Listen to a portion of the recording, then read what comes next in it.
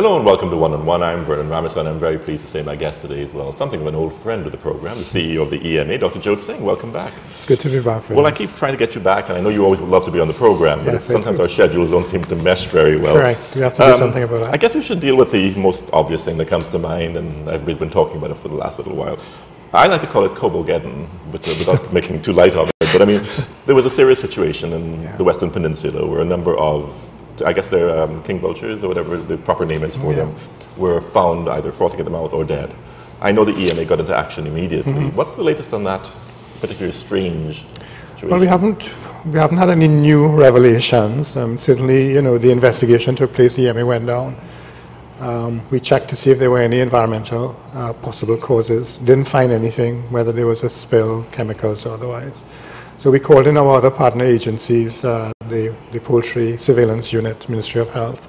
They came down, did investigations on site, indeed did some preliminary testing to determine whether it was avian influenza. Came up with a negative result, which was very... Which is something that, of course, would be first in your foremost. It was really good, it was really positive, because certainly if it was a case of avian influenza, then there would have been a real concern nationally with regards to the impact on poultry, wildlife, etc. So we are quite happy with that result. And then, of course, samples were collected and taken down to the pathology lab down at Mount Hope. And, you know, to date, we haven't had any further results. So, you know, I would say by elimination, not an environmental cause, appears not to be a biological cause, a viral infection or anything like that. So, you know, we have concluded that it was a poisoning. Now, who would have initiated the poisoning or caused the poisoning? You know, we couldn't say. But it is consistent. No, I will, of course, say, because, I mean, the event happened, the first spotting was by the heliport area in Chaguaramas, where, of course, being a heliport, there are aircraft landing and taking off. And, of course, sometimes birds are seen, and not without reason, as a hindrance or a danger to landing aircraft. So somebody might make that leap, but I'm not sure if that's the kind of leap that the EMA can make. Yeah, no, certainly we are not in a position to make that connection. But you can certainly rule out certain things. I mean, you would look at perhaps, as you mentioned, a viral infection, which it clearly wasn't a bacterial one, which is unlikely given the scale and the speed of it. Right. You can rule out a sonic boom that may have killed 2 or 3, but certainly not hundreds. Yeah, correct. Yeah. So you have to look at a mass poisoning. Yeah, no, I think that is, you know, it seems to be the logical conclusion, especially since you didn't have a reoccurrence. It was a one-off event, and basically it happened within, you know, a day. You know, a couple of birds were found on Gaspery Island, but, you know, it's close proximity. And nothing since then. Anecdotal sort of suggestions that there was a die-off in San Fernando area, but, you know, we investigated, we didn't find anything. So there was really nothing substantive there at all.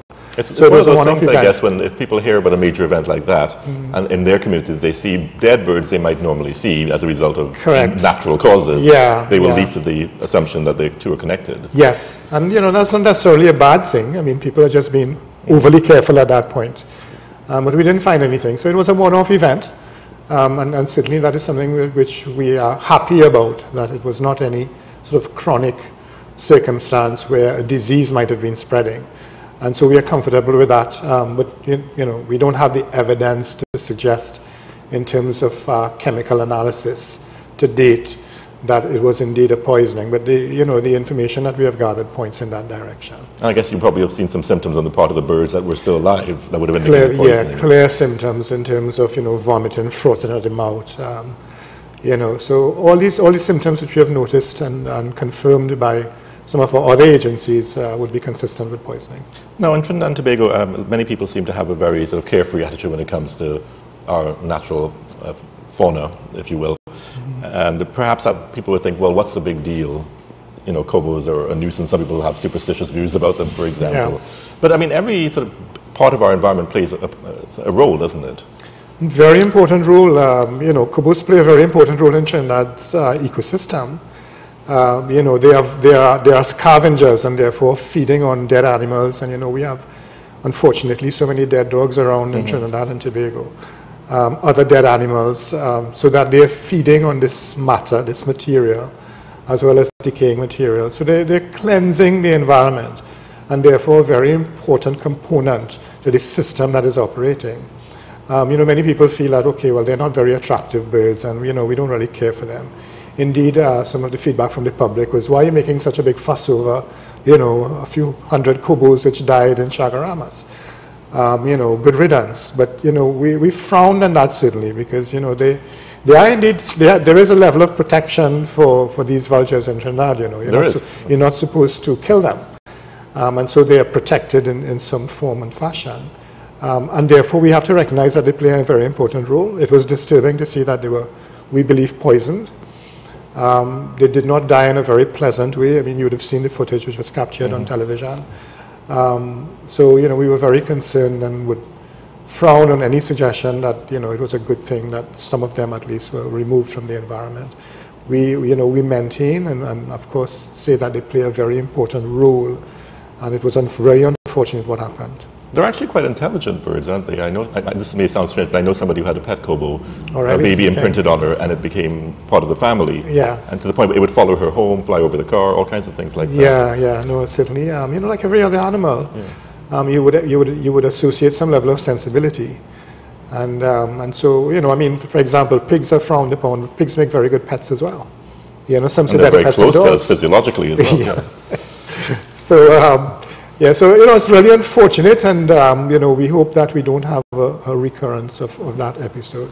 Now, of course, recognizing as well that there were other poisoning episodes. There were a number of dogs that were poisoned. Yeah, dogs on 2 occasions at least in different locations.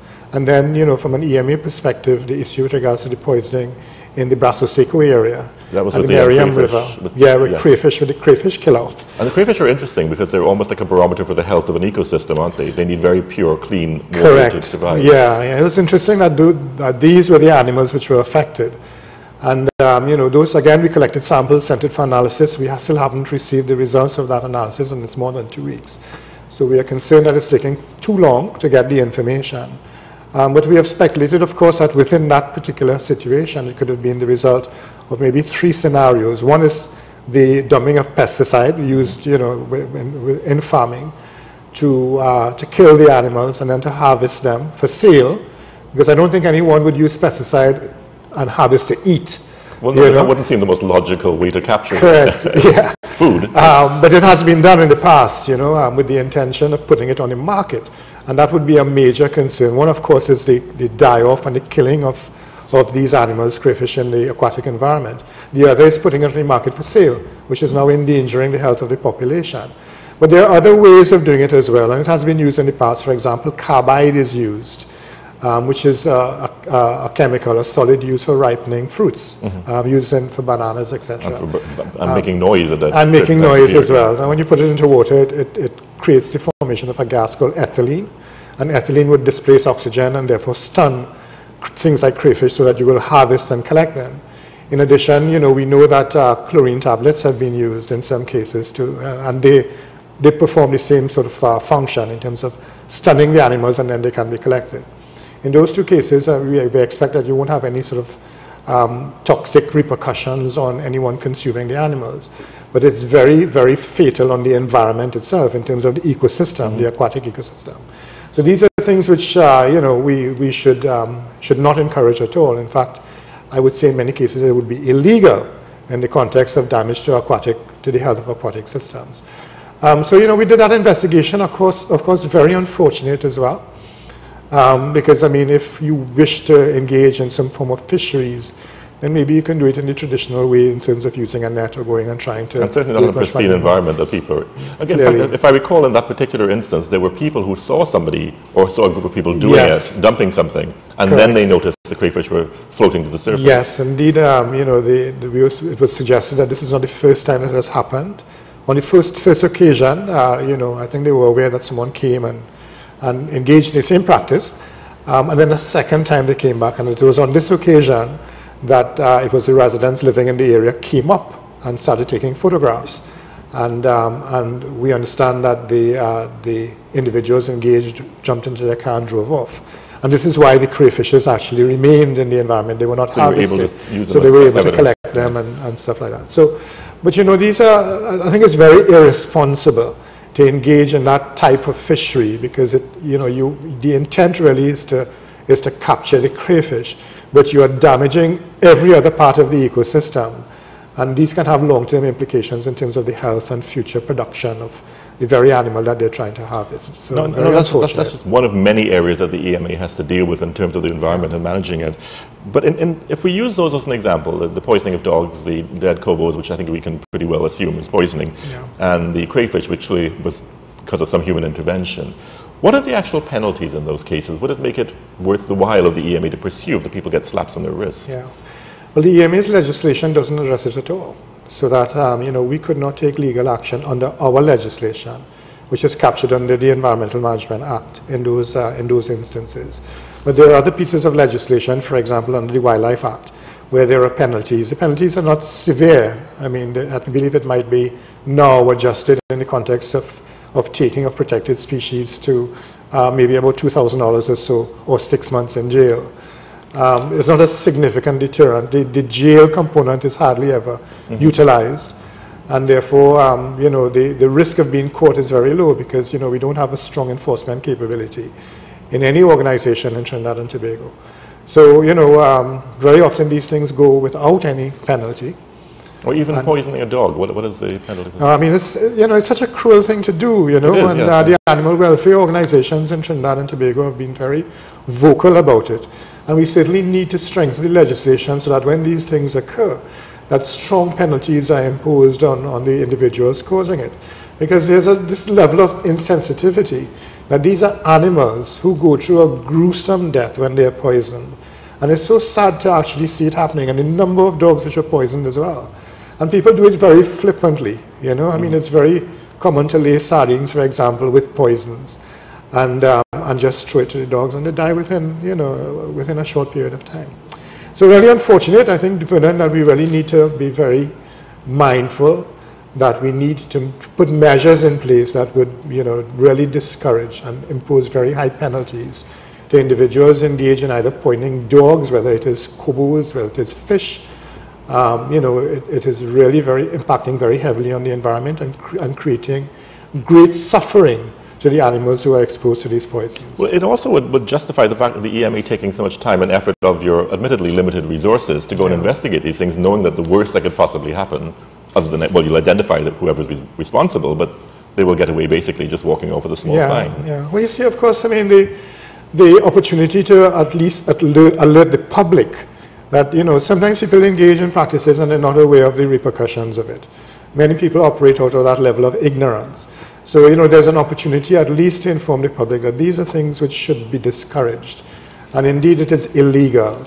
And while, we are not able to actually impose the penalties that we would like to, by at least publicizing it, that we would discourage the practice from occurring in the future. At least shame the people, perhaps, use more persuasion. Yes. Indeed, there are very interesting techniques being utilized in some countries called name and shame. So you identify the individuals either through photograph or otherwise, and publicize it. So while the penalties may not be significant and act as a deterrent, certainly, the publicity associated with an individual being associated with that level of crime, I think is a significant deterrent. It's something that maybe the media and organizations like the EMA should get more involved in. In terms of progress made in the area of noise abatement, I know that for those of us who are urban dwellers and perhaps don't go out as a fish or to look at the sort of bird life, noise has been a serious problem in this country. I know it's been something of concern to you and the EMA for even before your time. Have we made any impact? It seems to me perhaps we have slightly. I think we're making an impact. Certainly we've made an impact on the minds of the individuals in Trinidad and Tobago, knowing that this is not something that you just have to tolerate. It's very interesting that if you go through the islands, and I was in St. Lucia recently, that music is played loudly and people don't seem to think that there's anything wrong with it. And of course now coming from Trinidad and going into that environment, you realize, well, why are these people tolerating all this noise? And everyone accepts it. In Trinidad, there's a high level of awareness that these practices are illegal and should be discouraged, because it's not only an inconvenience, it creates damage to your hearing if the music is excessively loud. In fact, we did some surveys during last carnival and recognized that the music is played at such a volume that it's ultimately impacting on anyone who's in close vicinity to a speaker, And these are things which, we should be mindful of. Now, the road to reducing the levels of noise generated in Trinidad and Tobago has been a long and winding one, as they say. The EMA has been challenged in terms of making any real impact. We have indicated that while the EMA takes on this responsibility, it is really resident in the main within the police service, that they have the jurisdiction, that they have the legislation to take action, to go into any establishment that is generating noise and say, this needs to stop, that they can take the equipment. The EMA's legislation is very soft. It was really designed to deal with large functions which require an exemption from the noise pollution control rules, so that they will make an application, the EMA would consider it, we'll send out conditions, and then we will police it. We'll go in, we'll monitor, etc. That legislation is very soft and doesn't have the impact that is required across Trinidad and Tobago. Noisy bars, cars, it is ridiculous, Vernon, now that you're hearing cars blasting music. And there is legislation which has been set up to deal with it. Indeed, a police officer can seize the vehicle, and then have the equipment checked to see if it is equipment which has permission, because you need special permission to put in that type of equipment into your vehicle. And in every case, I can safely say, no permission was granted. So that, the repercussions can be very severe. It's just that action is not being taken, because we recognize that our police service, they have other issues that they're dealing with, and noise is not seen as one that, they would wish to utilize their limited resources to do. But, however, it is creating a serious effect on, the population, well, I mean, especially in urban areas. To some extent, you can almost imagine that one can lead to the other. If they're concerned about violent crime, nothing's going to drive somebody to violence faster than not being able to sleep because your neighbors are making a lot of noise or there's a fete next door. Yeah, and, of course, it's affecting young people and old people as well. I mean, these are the groups that are more susceptible. Young kids who are trying to, for example, rest or study for exams, and you're dealing with loud music. And old people who have become very susceptible to noise, a major irritant, and creating, so much discomfort, within your property. It's really puzzling to me why people choose to play their music so very loudly when you can play it at a level where you can enjoy within your own property, but it appears that you want everyone else to hear your music, either to impress with the quality of your equipment or to impress with the music that you're listening to. I'm not sure, but it's harder to impress them with the quality of your headphones. Yeah, I would imagine so. And so it is a major issue in Trinidad. I'm happy that the public is very aware. I mean, the EMA is inundated with requests to deal with the issues, and we, with our limited resources, try to do the best that we can. There is a recognition that we need to increase the enforcement capability within the EMA. Our minister, our line minister, Minister Singh, certainly is very supportive and, trying to identify additional resources to put into the EMA. But we recognize in Trinidad and Tobago that the police force, the service itself, is insufficient to meet the needs of Trinidad and Tobago. And there is a lot of talk about, additional recruits. We need to recruit new policemen and women into the force. And so there is a limit as to how many police officers are indeed available. But we're hoping that we can at least double the police force in Trinidad, which is a very small number. 15 officers at this point in time. For the whole island? For the whole island. Or the whole country? No, just the island. Just in Tobago, there is about maybe 10 officers in Tobago. So they're a little better off. So they're a little better off. Yeah. So we are trying to do this, but the strategy for us is to get the police service involved and recognize that they have a role to play. And the EMA is recognizing that its role can be in terms of educating police officers as to the legislation, what action that they can take so that they can provide some relief. Because it's not uncommon if you call a police station and complain about noise that they would say that you should call the EMA. I know several cases where that's happened. Yeah. Whereas indeed they have the power and the responsibility to deal with it, but it's not happening in any significant way, and we want to try and change that. Something interesting, I happened to be unfortunately watching television recently, local television, and an ad came up which I'd never seen before, which was somebody building a garage, I believe. Yeah. And then their helpful neighbor, or perhaps annoying neighbor, as the case may be, comes out and says, did you get a CEC for extending your garage? And the message is that you need to get a CEC if you're doing any sort of major extension or construction work around your home. Is that a new thrust on the part of the EMA? Well, it is to publicize the requirements under the Environmental Management Act. And so, we're engaging in this sort of publicity campaign in terms of the EMA's legislation so that people can be aware. Now, invariably, people claim ignorance of the law. And, of course, we accept that is, as I say, no excuse. That if you are breaking the law, then you are liable for, fines and penalties and charges that would be associated under the law. So what we are doing is trying to ensure that the public is aware of the requirements and also why it is required. I mean, that advert that you were referring to was really to make known that if you're operating any automotive repair shops, spray painting, repairs or otherwise, that you require a certificate of environmental clearance. And so we are in the process of communicating that information out so that we can remove where there are any levels of ignorance with regards to the law, that people are aware that these are some of the requirements under the Environmental Management Well, I was a bit Act. confused because I thought the man was just building a garage like anybody else would extend their garage for their home. No, well, you do not need if you're just extending your garage. Well, that's what confused me. Yeah. No, and I think he was operating a commercial garage. A commercial garage, an automotive repair shop, spray painting shop.